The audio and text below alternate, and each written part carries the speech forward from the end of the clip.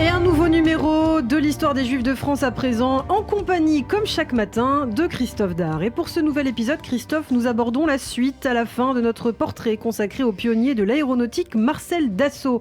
Dans les deux premières parties, nous avons parlé de ses débuts dans le secteur de l'aviation au moment de la Première Guerre mondiale et après une parenthèse de quelques années. Celui qui s'appelle Marcel Bloch revient sur le devant de la scène à la fin des années 1920, mais malgré les progrès qu'il apporte au secteur aéronautique, il ne peut pas empêcher la défaite de la France en 1940. Interné dans différents endroits pendant la Seconde Guerre mondiale, Marcel Bloch est finalement déporté à Buchenwald et à son retour à Paris en 1945, c'est un homme, Christophe, on peut le dire, qui veut tout reprendre à zéro. Et oui, un homme neuf, un homme nouveau qui se fait en effet appeler désormais Marcel Dassault en référence au nom Char Dassault, donc pris par son frère Darius Paul Bloch dans la Résistance et se convertit également au catholicisme. Un homme reconnaissable, Marcel Dassault, avec sa silhouette frêle, un homme qui ne se met jamais en avant, qui porte toujours un par-dessus, un cache-col, même en été, car il souffre d'hypothermie, ainsi que de son fameux chapeau mou et de ses petites lunettes rondes. Et bien, Marcel Dassault réorganise donc intégralement après-guerre son entreprise autour de plusieurs usines, les usines de Saint-Cloud, de Boulogne et de Talence, près de Bordeaux. En 1947, année de création de la Société des avions Marcel Dassault, un bimoteur de transport et de liaison, le MD 315 flamand, sort des usines, mis en service officiellement en 1951. Les Flamands seront utilisés par l'armée de l'air française jusqu'en 1983. Et puis vient effectivement le tour en 1949 du MD 450 Ouragan. Lui, c'est le premier avion à réaction de conception française construit en série. Le Mystère 2, lui, est le premier avion français à franchir le mur du son en 1952. Ne me demandez pas d'expliquer, Yana, ce qu'est le mur du son, je ne le sais pas. Mais voilà, j'ai essayé de comprendre, c'est très compliqué. Tandis que le MD 454 Mystère 4 va lui consacrer le succès de Dassault lorsque les avions en commandent 225 appareils dans le cadre d'un accord de l'OTAN. Et puis est mis en service aussi en 1961 le Mirage 3, le premier avion de combat de conception européenne capable de dépasser une vitesse de Mach 2 en vol horizontal.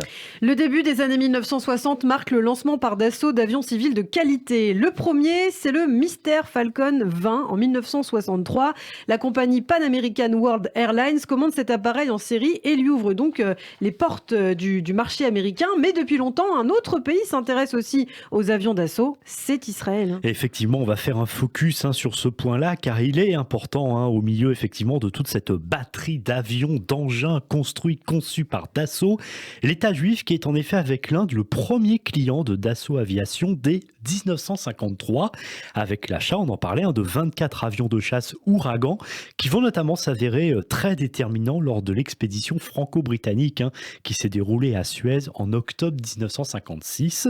Quelques années plus tard, en 1962, c'est Shimon Peres, alors ministre israélien de la Défense, qui signe avec l'entreprise un contrat pour l'étude et la production en série d'un missile sol-sol capable d'emporter une charge militaire de 750 kg sur une distance de 250 à 500 km. C'est le MD 620. Il pèse 6,7 tonnes, atteint 6 fois la vitesse du son après son tir depuis un véhicule transporteur érecteur lanceur à roues et à une précision de 300 mètres. Lors de la guerre des 6 jours en 1967 et malgré l'embargo imposé contre Israël par le général de Gaulle qui interdit de fournir des armes à l'État juif, Dassault va livrer des appareils à Israël. Les 192 Mirage déployés qui atteignent les 2000 km/h vont ainsi jouer un rôle déterminant dans la victoire israélienne. Tsahal qui utilisera aussi les Dassault Mirage 3 quelques années plus tard lors de la guerre de Kippour en 73, là encore en vue d'obtenir bien sûr des victoires importantes. Depuis, la collaboration reste quand même très fructueuse entre Israël et Dassault. Le Technion de Haïfa, les universités de Tel Aviv et Ben Gurion utilisent les systèmes Dassault. Dassault, c'est à la fois un groupe industriel, militaire et civil centré sur l'aviation, l'électronique avec Électronique Marcel Dassault et l'informatique grâce à Dassault Systèmes également créé au début des années 80. Et oui, effectivement, c'est important de rappeler tous les dérivés, on peut dire, qu'il y a chez Dassault. Dassault, c'est une référence à tel point même que les fusées Ariane vont utiliser les équipes de chez Dassault.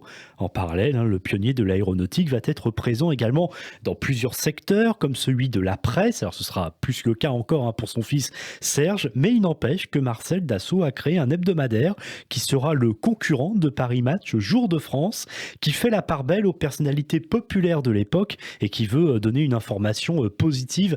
Alors c'est vrai qu'aujourd'hui c'est un petit peu suranné, mais à l'époque c'était des clichés vraiment parfaits, on va dire, de personnalités, et des personnalités très populaires. Et d'ailleurs dans Jour de France, Marcel Dassault il livrait chaque semaine son regard sur l'actualité, là aussi un brin un petit peu suranné. Il va fonder aussi la Banque commerciale de Paris, investir dans le vignoble bordelais, et puis aussi Marcel Dassault se lançait également dans la production de films avec, il faut bien lire, plus ou moins de succès, mais tout de même c'est quand même Marcel Dassault qui va produire la série, ou plutôt les films de La Boum 1 et 2 avec Sophie Marceau. Oui, avec la belle Sophie Marceau. Alors il se lance aussi en politique, il devient député en 1951, puis sénateur et de nouveau député à partir de 1958 de la première circonscription de l'Oise, sous les couleurs gaullistes, lui qui était au départ un homme de gauche. Et oui, là encore aussi un changement dans sa vie, couleur gaulliste qu'on peut aussi comprendre. C'est quand même un homme qui a connu la résistance, qui a connu aussi Buchenwald et les camps, et qui avait sans doute une fascination pour le général de Gaulle, qui quand même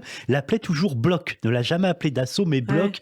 Alors reste à savoir s'il n'y avait pas une forme de condescendance, peut-être même de mépris, on ne le saura jamais. Peut-être aussi, il appelait toujours Bloc. Bon, voilà. Réélu à plusieurs reprises, Marcel Dassault, qui, disait-on, n'était pas très présent sur les bancs de l'Assemblée et avait tendance à donner de l'argent facilement, si vous voyez ce que je veux dire, va occuper cette fonction 28 ans, ce qui fait de lui quand même, à partir de 78, le doyen de l'Assemblée nationale, et comme le veut la tradition, compte tenu de son âge. C'est même lui qui va ouvrir la législature de la nouvelle Assemblée, majoritairement de gauche, en 1981, et qui suit l'élection de François Mitterrand. D'ailleurs, à l'arrivée de la gauche au pouvoir, Marcel Dassault échappe à la nationalisation. Il fait don à l'État de 26% de ses actions.